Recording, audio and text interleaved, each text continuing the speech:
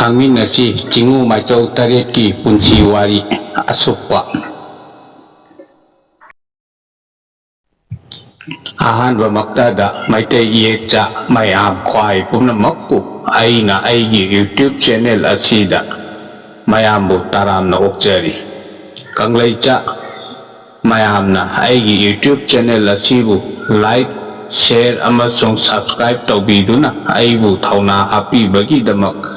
ꯃꯩꯇꯩ ꯀꯪꯂꯩꯆꯥ ꯃꯌꯥꯝꯕꯨ ꯑꯩꯅ ꯍꯟꯅ ꯍꯟꯅ ꯊꯥꯒꯠꯆꯔꯤ꯫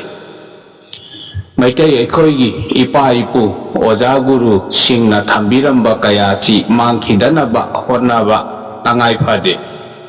ꯑꯗꯨꯒ ꯀꯪꯂꯩ ꯃꯩꯇꯩ ꯑꯩꯈꯣꯏꯒꯤ ꯄꯥꯔꯤ ꯄꯨꯔꯤꯒꯤ ꯑꯣꯏꯕ ꯋꯥꯔꯤ ꯂꯤꯈꯨꯟ ꯀꯌꯥꯁꯤ ꯃꯥꯂꯦꯝꯗ ꯁꯤꯟꯕ ꯊꯨꯡꯅ ꯂꯩꯔꯤꯕ ꯀꯪꯂꯩꯆꯥ ꯈꯨꯗꯤꯡꯃꯛꯀꯤ ꯃꯐꯝꯗ ꯁꯟꯗꯣꯛꯆꯕ ꯇꯉꯥꯏ ꯐꯗꯕꯅꯤ꯫ ꯑꯁꯤꯒꯨꯝꯕ ꯑꯔꯨꯕ ꯄꯥꯔꯤ ꯄꯨꯔꯤꯒꯤ ꯑꯣꯏꯕ ꯋꯥꯔꯤ ꯀꯌꯥ ꯑꯁꯤ ꯈꯪꯗꯕ ꯌꯥꯗꯕ ꯇꯉꯥꯏ ꯐꯗꯕꯅꯤ ꯍꯥꯏꯅ ꯑꯩꯅ ꯈꯟꯖꯩ꯫ ꯑꯗꯨꯗꯤ ꯈꯪꯃꯤꯟꯅꯔꯁꯤ ꯆꯤꯡꯉꯨ ꯃꯥꯏꯆꯧ ꯁꯥꯃꯨꯔꯧ ꯆꯤꯒꯣꯡꯒꯤ ꯄꯨꯟꯁꯤ ꯋꯥꯔꯤꯒꯤ ꯁꯝꯂꯞꯄ ꯋꯥꯔꯤ ꯈꯔ꯫ ꯁꯥꯃꯨꯔꯧ ꯂꯝꯗꯝ ꯄꯟꯀꯣꯏꯅꯨꯡꯗ ꯏꯪ ꯀꯨꯝꯖꯥ 1984ꯒꯤ ꯋꯥꯛꯆꯤꯡꯒꯤ ꯃꯉꯥꯅꯤ ꯄꯥꯟꯕ ꯏꯔꯥꯏ ꯀꯣꯔꯧꯗ ꯆꯤꯡꯉꯨ ꯆꯤꯒꯣꯡ ꯇꯥꯏꯄꯪꯗ ꯃꯤꯀꯞ ꯊꯣꯛꯈꯤꯌꯦ꯫ ꯄꯟꯊꯧꯒꯤ ꯀꯣꯂꯣꯏꯅ ꯊꯥꯡꯖꯝ ꯁꯥꯃꯨ ꯑꯃꯗꯤ ꯄꯂꯦꯝꯒꯤꯅ ꯏꯕꯦ ꯌꯥꯏꯃ ꯑꯃꯁꯨꯡ ꯌꯥꯏꯝꯕꯤ ꯍꯥꯏꯅ ꯃꯤꯡꯒꯧꯋꯦ꯫ ꯃꯥꯒꯤ ꯀꯥꯂꯣꯏꯒꯤꯗꯤ ꯍꯥꯟꯖꯕꯤ ꯍꯥꯏꯅꯕꯨ ꯀꯣꯂꯣꯏꯌꯦ꯫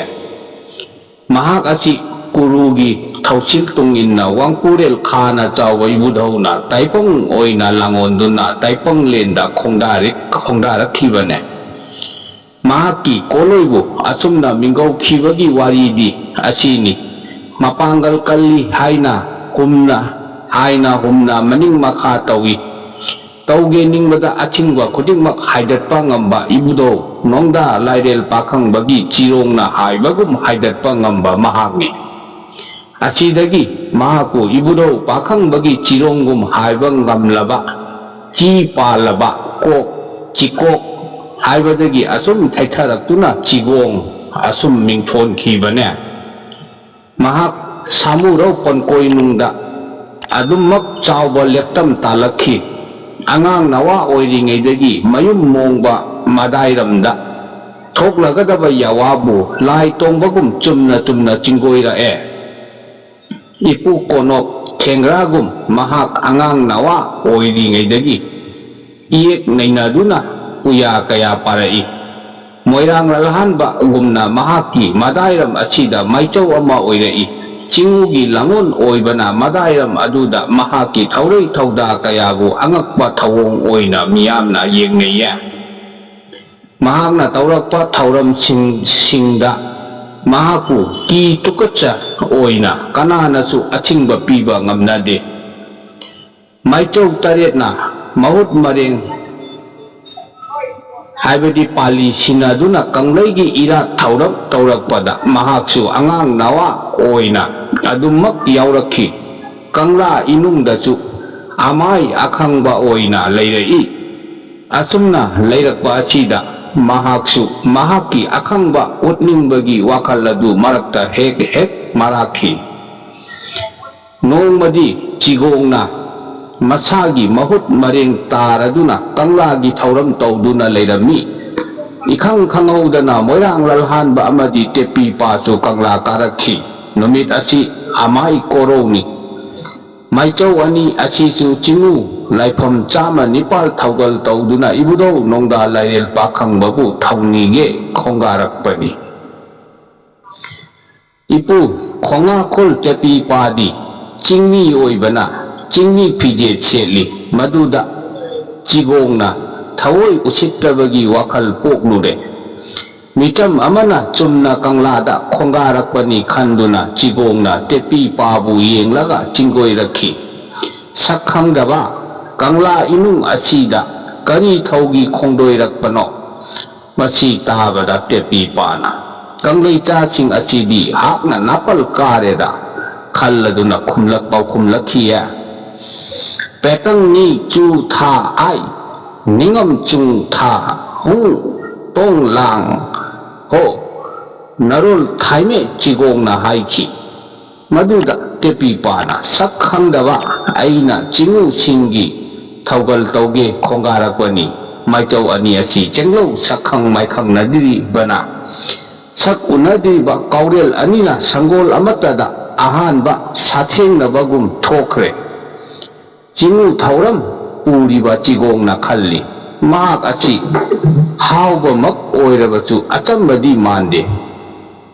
tibut taina urabachu matik magun kharadi leiba mali khanduna chigong na tepi pagi khongthang phajin naba yawa sonkhiya ikhang khangaudana tepi pa khongthang ba yaraktrabada hai karino malim asidi apangba yamna leiraboire asum khankhi asidagi mahakna mahaki langonchu oiraklaba panthau ibudo nokok apan babu ningsinglaga yawa ama kangduna makhutna phaiganda pok pok ahumrak thai asumna mahak chatpa yaraduna khongpam kharadan thanglai asidagi chigongna mahaki thaureibu laina manghanbadi kayamuk hairabano chang yenglage ningladuna kuduk tara manga gi akoibada tepi pana lakadaba pankhai nung makhai lang thakchin khre tepi pa kuduk tara manga gi pankhai yaurabada amuk hanna makhong thangba yakhidre thaudu nung yanbagum thogle handakti tepi pa saurakle makhong khelladuna karino tawramliba matawasidi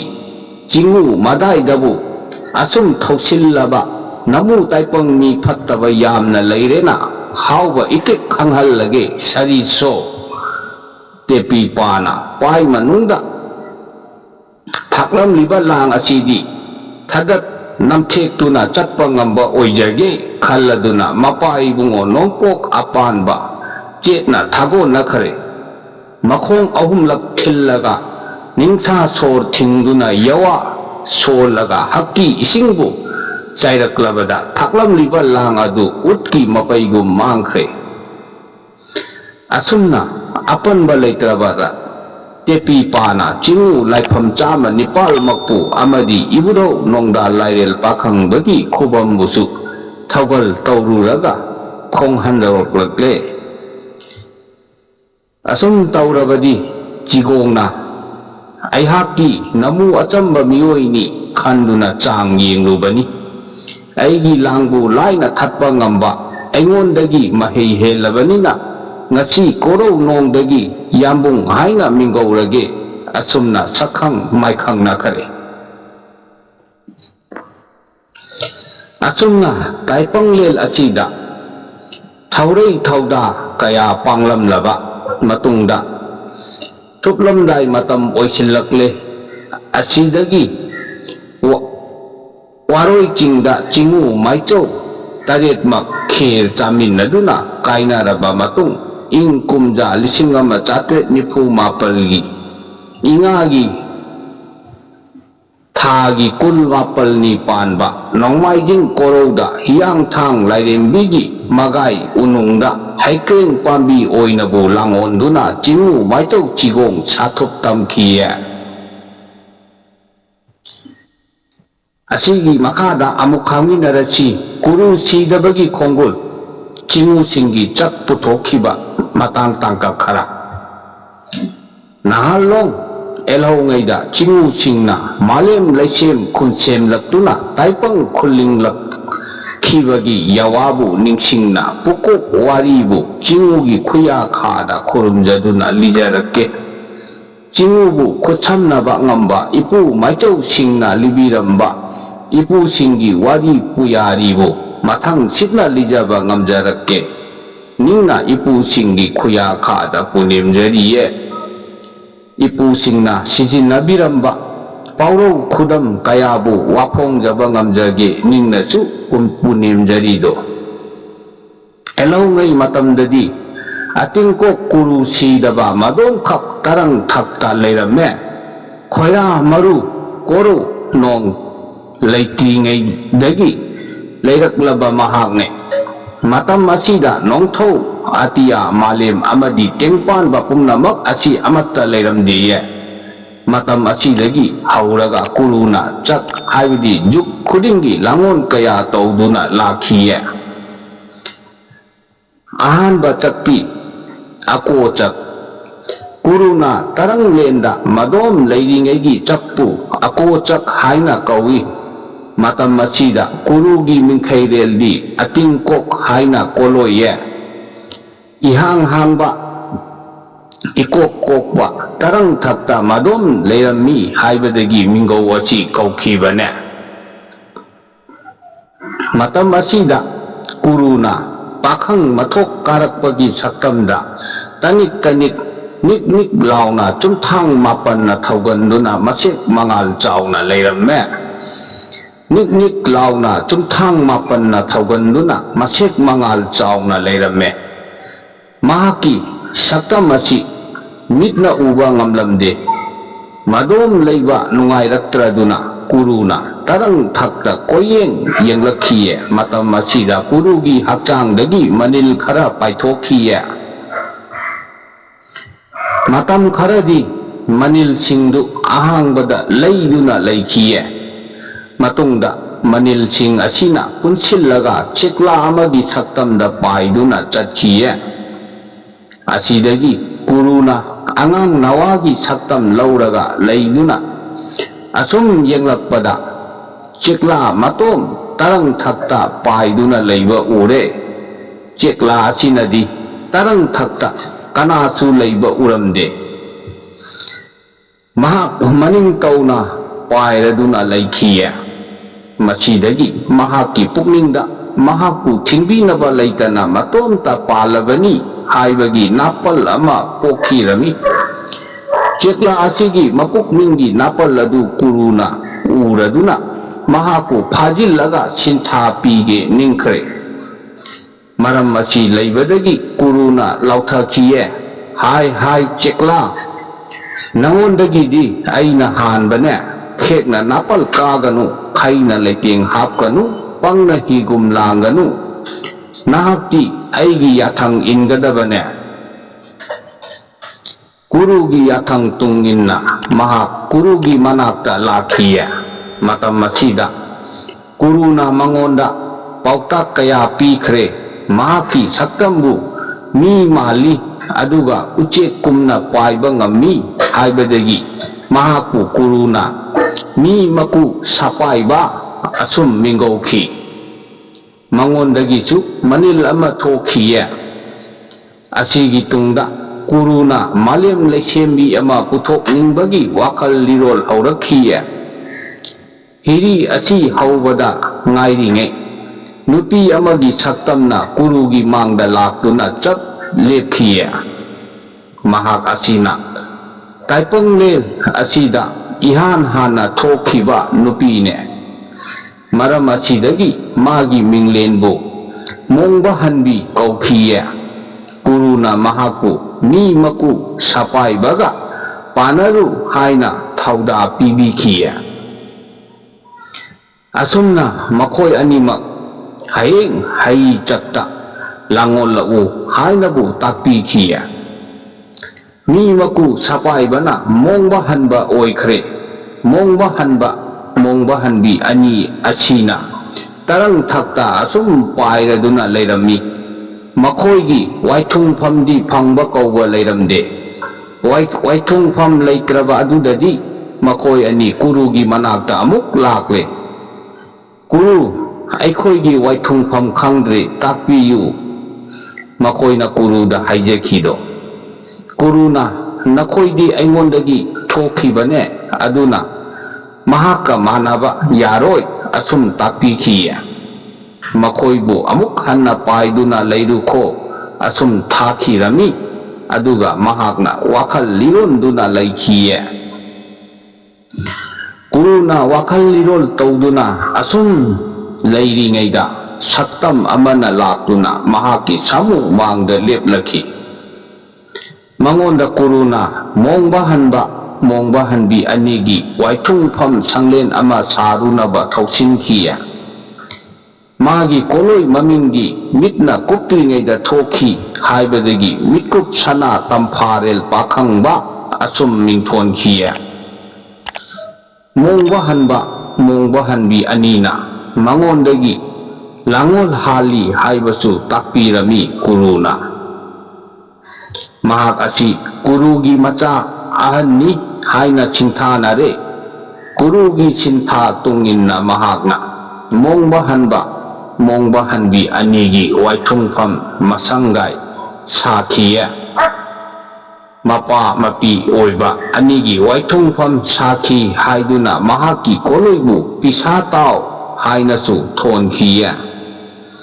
mahakna jingu singi sagat khotkatpagi thawdang khudimak lawduna sin heiba ama oina laikhiye mathangda guruna nangonda malim semu taipang kumhai yengsi haina thawdaki yathang asi phangbada mahakna ipa ibungo aidi gurugum itik leijade malim sembagi sintha asitadi sinabiganune asumna thawyakide mahaki jingu singi sin heiba ama oina adum tarang thakta laikhiya guruna amuk hiri makha tarakle matam masida mahaki tanik laba sana manba machu oiraba tumthang mapal na thawgallaba saktam adugi mami tarang lenda taba ukhi mami asigi wafamdagi masagi thawai mahirelna semba malim semba yakhibani launare sana machu migi thawai mahirel lagi thokhibani haiduna mahaku sana mahi asumna mingthon khiya mahakna gurugi macha yaima oiduna laikhiya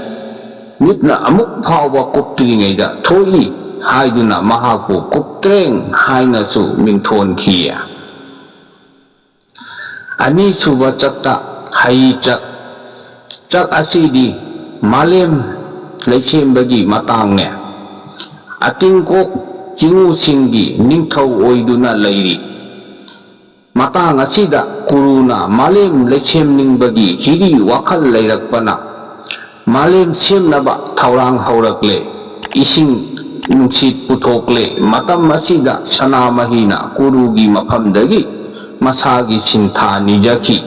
uruna mangonda mahaku puthokpagi maramdi malim leisembagi sintha pangthoknabani takpiki asidagi mahaku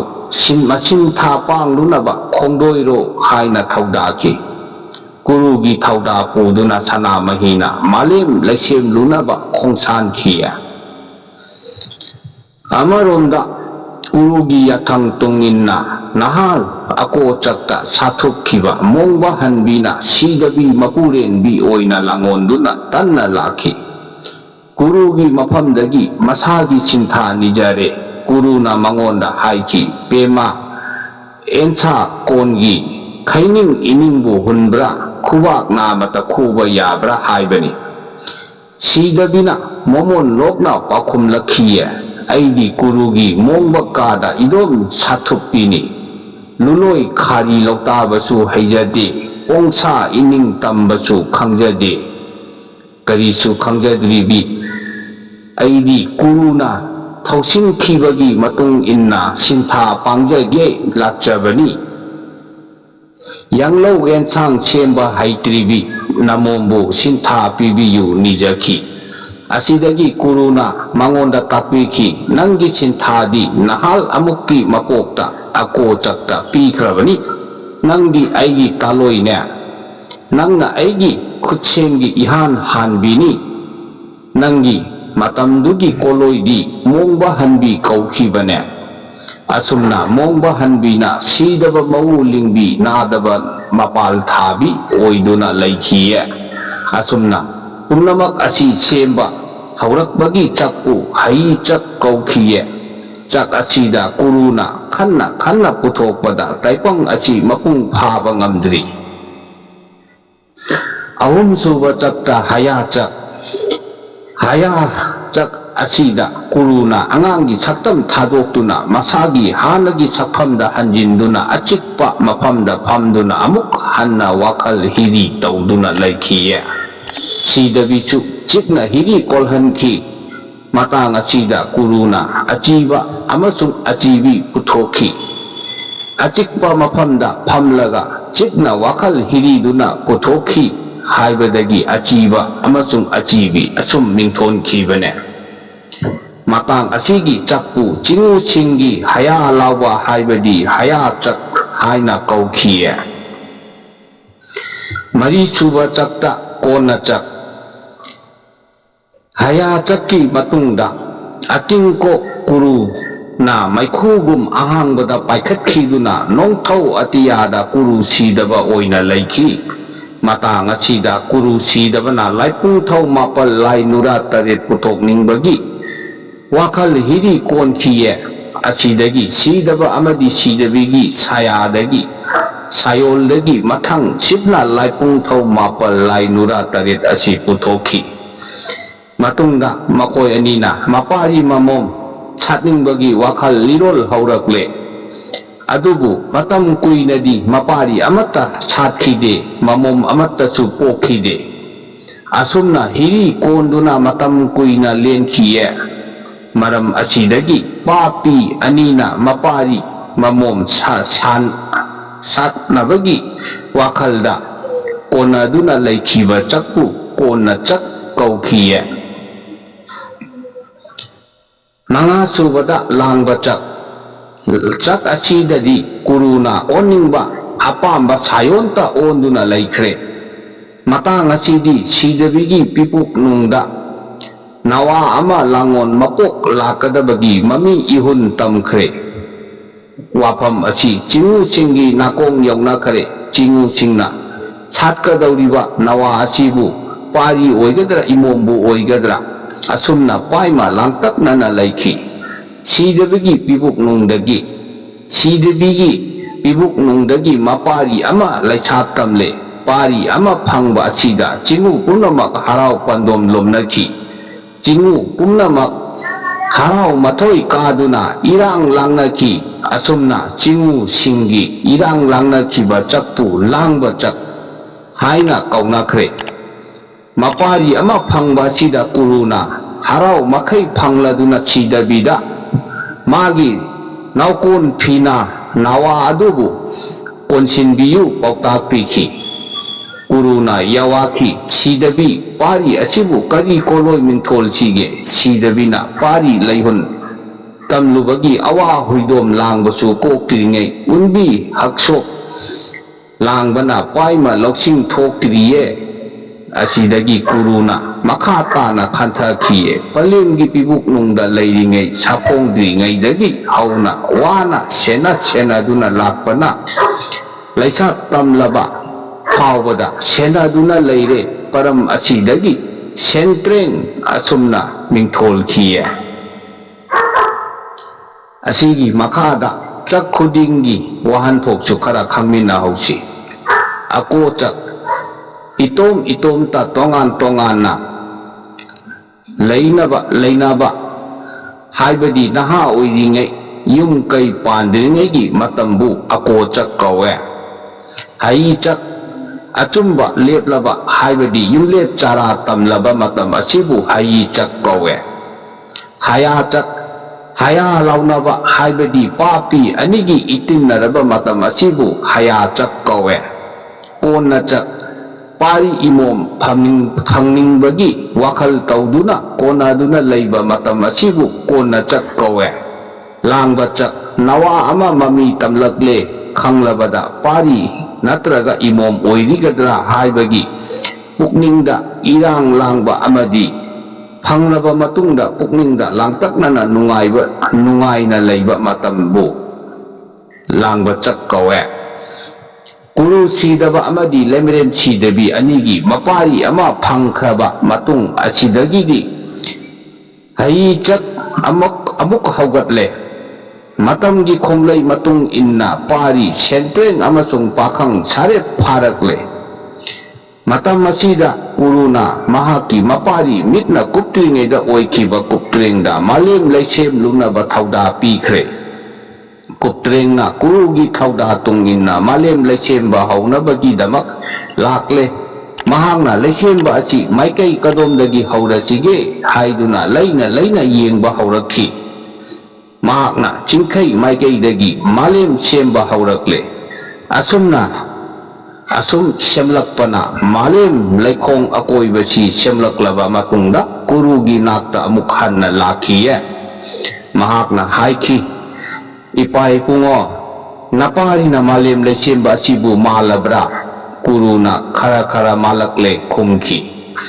marchingna ihan hana manba hauki haibadagi malem leisem ahanbada manba manching haibabu kuruna mingthon khiye matang asidadi kuruna tauhireng oina amuk langon taure mahakna mathatta paikhakhiduna maikhogunna mamduna leiki matam asidagi achik asa khaiba haurakle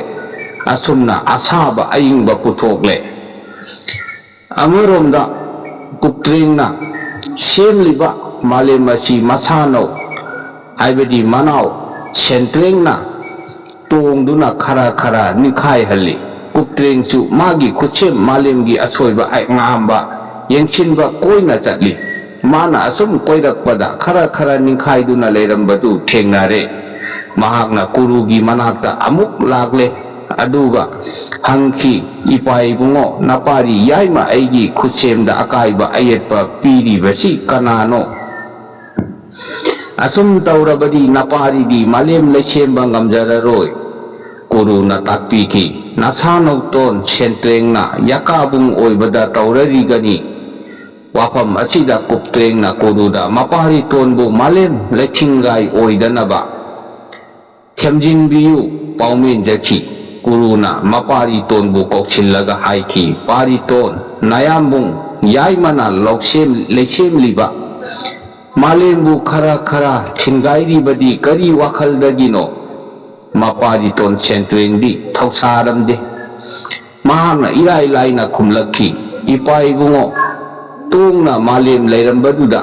aina yakabung oijabani asumna mayambungna semliba malembu ithingai oina thugaiduna sanakhi haibadagi sentrengbu ithingai haibadi leithingai pakhangba hainasu mingtholkhiye amaromda malem asi semba loidringaida tarangda tauduna lei haibadagi pakhangbabu tauroingai hainasu kawi kuptrengna haijaba tunginna kuruna sentrengbu mayambungna semliba malembu thingaiba adu toklo haina pukhemki adubu sentrengdi manung kanna atongba mafamda yakabung oiduna harauna nungaina sanajabani haiduna ningai chauna leikhiye chak asida nauthingkhong pakhangbana malemgi tu khong sembada kuptrenggi mateng pangkhiye masigi matungda kuruna mapari yaimabu koksinki aduga malem leisemba amadi ngak senbada tengbang oinanabagi laipung thau mapal puthoklo haina thauda piki mapari tonbusu saya oyu takpiki kurugi yakhang tungin kuptreng amadi masanau ton sentreng anisu amamam oiduna laipung thau mapalda kuptreng sentreng marching kobru thangjing wangpurel haibadi wangpurel mangang luwang amasung khuman asumna laipung thau mapal si puthokle amaromdana chak asimaktada kurugi yakhang tungin laimarel sidabigi sayadagi lainura taret puthokle hireima yaireima lamleima ngareima ireima hikubi amasung yaikubi lainura taret asisu puthokhiye amaromda haichak asimakta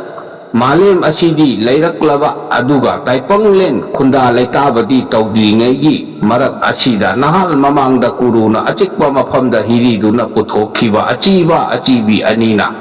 mathang sitna nongpok apanba amadi nongpok apanbi oina sayon tawkhre apan thoiba amadi apan thoibi anina jagoi khuthek tamduna harau mathoi kage ninglakle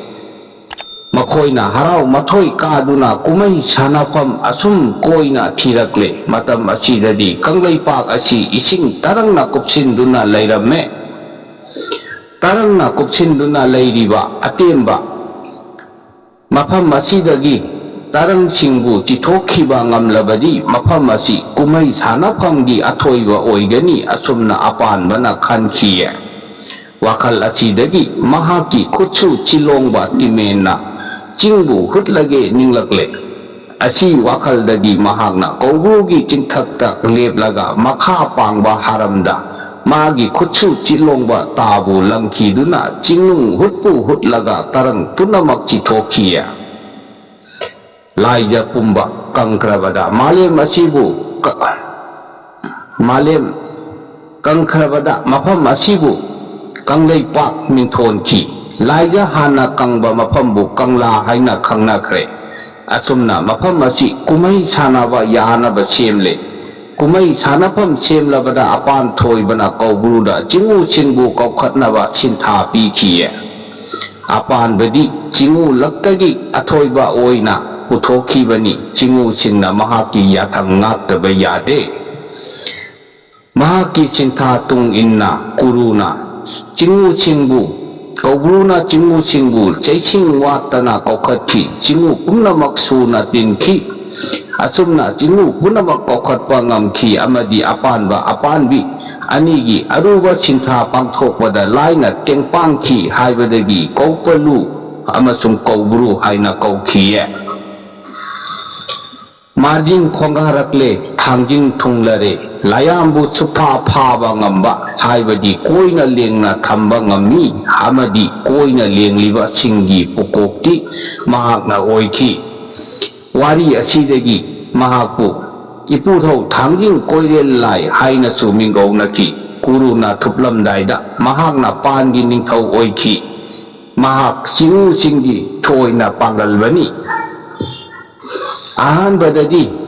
mahaki koloi asi koirel lai damak kaunarami mahak asi mating leiba mathauna leiba jinguni malem asi thammaroi khalladuna mahakna awang haramdagi pukalakpadagi kha haram somda kuthakhibane kuruna mangan basidi tauranu haina mahakpo pukhembadagi mapukning ingthakhi Kuruna mahaki mafamda kuyen lanthengnabada samu namai khuraroidaba kaipot tarana su chaba loiraroidaba samba pangal kanba nahaki apamba laifam thiro takpibada mahangna makha thangba haramda leijage ningjakhiye adubu makha haramdi kutpana layamna tholabatu tarangna kuptuna kharadi adum leire mahangna kuruda mafam asibu karamna khundagadabano pau hangbada kuruna mayambung kawbruna konba lamdagi ching thangduna tholu pautak pikhi thangjingna mayambung kawbruda khara thangminnasi haijarubada nadom thangu haiduna yabiraktre thangjing ikaiba nangladuna asaubaga loinana ching sing adu phaibamnana fuktuna matomta thangki asumna masagi laifambu tongnanaba semduna khundaba yahankhiye asidagi mahaku ching thangjaba thangching haibadi thangjing haina mingawkhiye wangbrenchu khongarakle mahaki makhong nama yauramde asidagi mahaki koloidi ahanbada khongtek khongyau pakhangba haina kuruna mingthonhiye makhong nama yaudabana akanba thaudamgi mahutta kanglai asi mahi marong thau haina kuruna sintha pikhiye asumna kanglaida Pukai Jengai Thana Thamu Haina Pauta Pikia Sinta Sigi Tung Inna Kongte Kongyao Pakang Bana Kangleida Tara Jengai Thakia Pukai Jengai da Mahangna Kwaidagi Ihen Hena Laire Asumna Mahangna Chimu Punamaktagi Jengai Pukai da Wangba Heli Haiduna Awangba Pukai gi Mapurel Wangpurel Asumna Kangna Kia Asumna Chimu Singbu Kaukatuna Suna Tillaba Matam Sida Jagoi Kumai Honanaba Taurang Taure Chimu Singna Mana Tauba Yaba Tauram Paiduna Tongakba Tan Yaibana Chingba Namak Tinkia Chimu Singna Krik Inana Tinki Punamakki Mayaida Apan Toiba Amatung Apan Toibi Anina Harau Matoi Kana Jagoi Kutek Tamkiye Chimu Punamaksu Harau Mapung Panaki Kumay Asida Nungairaduna Pisa Tauna Sana Thaki Nongtakkagi Sana Mani Mukta Kaya Muk Arapa Laitana Thadarakiya Harau Kumay Loirabada Chimu Sing Mahi Magi Laipamda Kong Hanakre Asidagi Apanbi Anisu Kunda Laitaduna Laipam Thiba Horakle Makoina Asum Pamil Ujau Makongbu Thirakle Koina Thiraba Matungda Nongpok Pangba Haramda Pamil Ujau Thengnare Mapam Asidabu Kunda Laitaduna Laige Ninglakle Apanbi Anina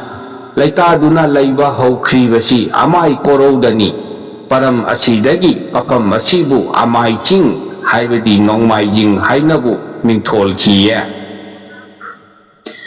Kunda Laitaraba Matung Sida Apanbi Anina Kari Sinthabu Panglaga Lensige Kantara Kiya Makoina Khari Lau Yanduna Kumai Tauduna Lenki Matungda Panthoibina Makoina Yaliba Khari Labu Asida Mahi Marong Thasi Wahora Kiye Apan Thoibagi Iroi Sandamba Amakakti Lejarami Iroi Sandamba Amatanadi Khari Laupan Bayararoi Kaladuna Apan Bana Wangpurel Dagi Iroi Karobi Ama Waiki Khari Labu Laupat Tamlabada Mahi Marong Ihun Tamge Ninglakle Mahi Marong di Lairamde Apan Bana Hungadaba Mahi Marong Sing Asi Kanadagi Lausige Haina Asum Khalakpada Chimu Ataiga Haidurabadi Kanararoi Ningladuna Masisu Wangpurel Dagi Hekka Maklaururage Khalakle Asumna Mahagna Wangpurel gi Manakta Chatuna Mahi Marong gi Phaudi Kharadang Nijarubada Utong Miruk Amagi Chang Damak Piraki Maduna Maru Marangi Phaudi Haudok Naduna Apanbi Anina Khari Laubu Pankhiya Asumna Apanbi Anina Amai Ching Haibidi Nomai Jingda Kunda Aduna Khari Lau Panduna Lenkiba Asi Tangkhulgi Saklonda Sanakiba Kumai Singduni Matang Asigi Waridi Matang Khara Samjinjare Matam Khara Sangani Maramdi Puya Puarigi Oiba Wari Likun Yamna Laikre Mayamdu Sunaba Panjabagi Itiksu Lejade Ataidi Kangbada Kanaba Aduga Kangdaba Yadaba Kayadi Matangida Kaminarasi Asigumba Kangbada Yamna Kanaraba Maitei Ekogi Puarigi Oiba Kangbada Yamna Kanaraba Atei Su Puari Likun Mayam Ama Laini Atei Makha Tatarapa Puarigi Oiba Kayadi Matangi Blog Ta Kangminarasi Mayamna Aigi Blog Asi Like Amasum Share Tawiyu Hayum Sidaba Mapu Hung Kuru Sidaba